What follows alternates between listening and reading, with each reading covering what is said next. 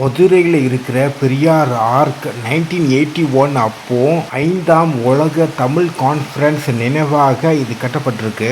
இந்த ஆர்க் வந்து கலைஞர் கருணாநிதி நகர் அங்கே தான் இருக்குது. இந்த இடத்துல வந்து இந்த ஆர்க் வந்து இருக்கிறதுனால இந்த இடத்துல நிறைய டிராஃபிக் ஆகுது. முன்னாடி வந்து பார்த்திங்கன்னா ஜனத்தொகை வந்து ரொம்ப அவ்வளோவா கிடையாது. இப்போது பாப்புலேஷன் அதிகமாக ஆயிடுச்சு. 1981 விட இந்த தடவை பல மடங்கு நிறைய பேர் கார் வச்சுருக்காங்க, பைக் வச்சுருக்காங்க, ஸ்கூட்டி, இவி பைக்ஸு, நிறைய பஸ்ஸு டிரான்ஸ்போர்ட்டு, அப்புறம் நிறைய வண்டிகள்லாம் அந்த வழியாக போகிறதுனால அங்கே வந்து ஒரு பயங்கரமான ஒரு டிராஃபிக் பாயிண்ட் வந்து அப்படியே உருவாகுது. அதனால் வந்து பார்த்திங்கன்னா கோர்ட் வந்து ஆர்டர் பண்ணிட்டாங்க, டெமாலிஷ் பண்ண சொல்லி, கம்ப்ளீட்டாக இடிச்சு தள்ள சொல்லி ஆர்டர் கொடுத்துட்டாங்க.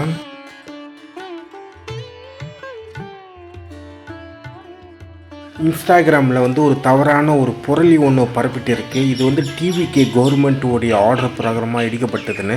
இதுக்கும் டிவிகே கவர்மெண்ட்டுக்கும் சம்மந்தம் கிடையாது. அந்த இடத்துல ஒரு பெரிய டிராஃபிக் வந்து ரொம்ப அதிகமாக உருவாகுதுனால அது வேறு வழி இல்லாமல் அவங்க இடிக்கிறாங்க. இது ஒரு நல்ல ஒரு இனிஷியேட்டிவ் தான். இதுக்கும் வந்து பார்த்திங்கன்னா பாலிட்டிக்ஸுக்கும் சம்மந்தமே கிடையாது. இது வேறு வழி இல்லாமல் தான் இடிக்கிறாங்க. டிஎம்கே கவர்மெண்ட்டில் வந்து என்ன பண்ணியிருக்கணும்னா இந்த ஆர்க்கை வந்து பார்த்திங்கன்னா இடிக்காமல் சேஃபாக அதை அப்படியே கட் பண்ணி வேறு ஒரு இடத்துல வந்து வச்சுருக்கணும்.